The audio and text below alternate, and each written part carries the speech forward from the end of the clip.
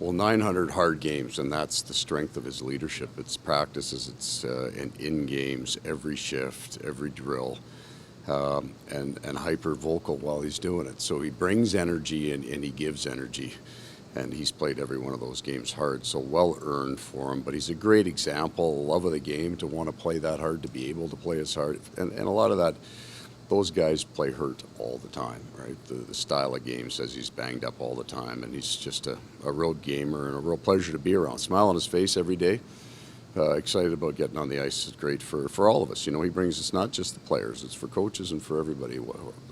Patric's wired up for the meetings, first guy in, ready to go. So happy for him, and it's well earned. Maybe loudest guy at the rink most days too. Just yeah, he doesn't. Being around him during practice, on the bench, things like that. It's just great because that way you don't feel like you have to yell all the time, and it's better when it comes from the players that it's driven from in. And you know, I think Ryan Lomberg's the guy that's kind of benefited from listening to him, and that gets him going. So there's a number of players that I think directly get wired up and get going because of Patric.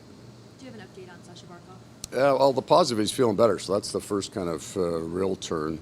We'll start to look at getting him some workouts. He may be able to get back on the ice in the next day or two, as long as, you know, we wake up every morning and hopefully it's going in the right direction. But I maybe for the first time feel like we're really trending in the right direction. But we're about one of the league leaders in goals. How would you describe the challenge his skill set presents for your team? You know, he's a real hard forward to play against. They'll match him heavy against the other team's best. He's a big face-off man, especially power play and penalty kill in terms of the numbers that he takes. Got a good hard shot, and he's not afraid of the game, so he'll go and score into the heavy areas. So physically imposing in terms of what he can do down low. He's very, very strong on the puck, keeping him out of those shooting areas. He doesn't need much room. He gets that puck off his stick hard and quick. So you've got to be really mindful of what holes you leave him to shoot from. What's the mental approach for a matchup like this tonight, given the last few outcomes? Yeah, not to bring those in, other than the awareness that everybody feels it. There are games you come to the rink that you know your hockey team is going to be wired and on point, and that's where we're going to be tonight. We'll be ready to go. So will they. You know, it's a difficult thing in a Canadian market to have a tough stretch of hockey. And then when you start feeling good, you really feel good, and you like it, and you want to keep it. They had a tough one the other night, so they'll be looking to rebound. Coach, I wanted to ask you about 3-on-3 overtime. You're someone who's been in this league a long time. How have you watched overtime change? It was a constant trade of 2-on-1s. Like forwards would wait, right? They'd almost, and I've seen it, kind of not particularly back check that hard. And if the goalie made a save, it was going the other way, up and down. You started to 3, and we played more with this 3 forwards going out, a little more aggressive. I think so much of it is played by where the team is in the standings. Because if you're sitting at the top and you got lots of points, you're just having fun and you're rolling. And if every point is life and death for you, it's a little tighter group. You're starting to see a better, probably, understanding of possession, right? They'll bring it outside the blue line all the time now, not worry about keeping it in, trying to hit late men with speed.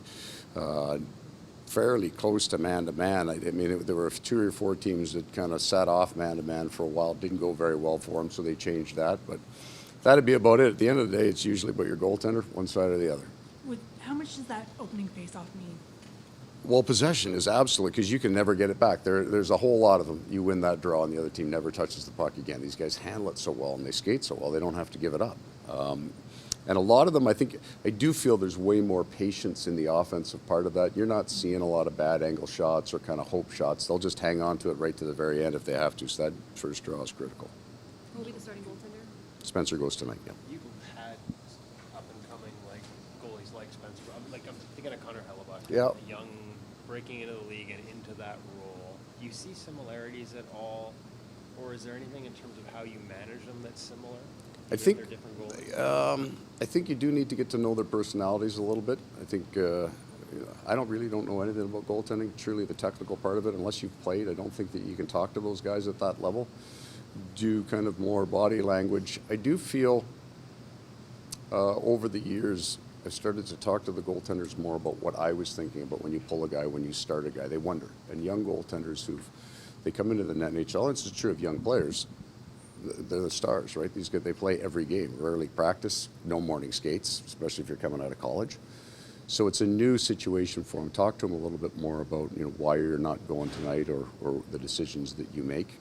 And then you just let them develop and get better. I mean, Connor was Connor Hellebuck's an unusual mental cat. He could give up a bad goal and it not bother him. He just, or better yet, maybe he could get beat by something nobody would expect him to get beat by, and he'd be sour that he didn't get it because he could. That kind of inner confidence I do see with Spencer. I think Spencer has that confidence in his game that he believes he can stop just about every puck and that he'll get to those. So similar mental toughness. I think I would relate that there's more of Tom Barrasso in Spencer Knight in terms of kind of skating ability and in terms of mental poise and mental toughness. I would say that Spencer's closer to that.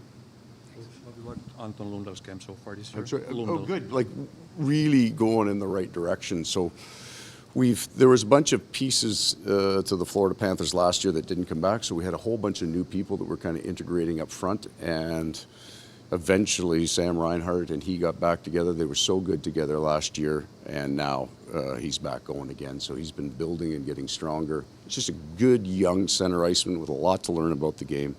But eventually he will develop into kind of Barkov-like in that you will play him against the other team's best. Still got some learning to do before that happens.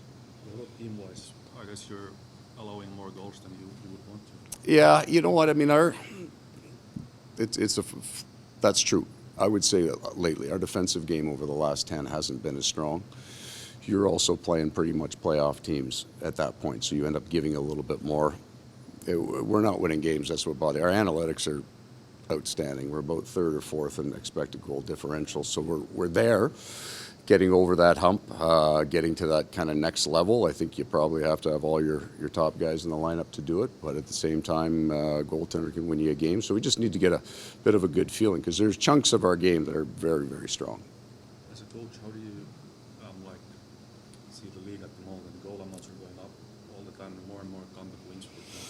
I just think that every year there's more and more skill in the lineups. The style of lineups has changed. Go back 10 years, not even maybe 10, 15 years ago, the third line players were all grinders. They couldn't score. It was a physical. They fight, they kill penalties, and they were grinding. Now your third line players, have great. When Barkov is in our lineup, Anton Lundell's in our third line. He can make plays and he can score. So but that's true of most teams. I mean, you've got some pretty nice skill. Besser's on the third line for Vancouver. He's a shooter. So the game has changed where these kids coming up are so talented and so skilled that you just have more skill in your lineup. Your leads aren't safe. There are guys on the third and fourth line that can beat your goaltender. Okay. Thanks, Coach.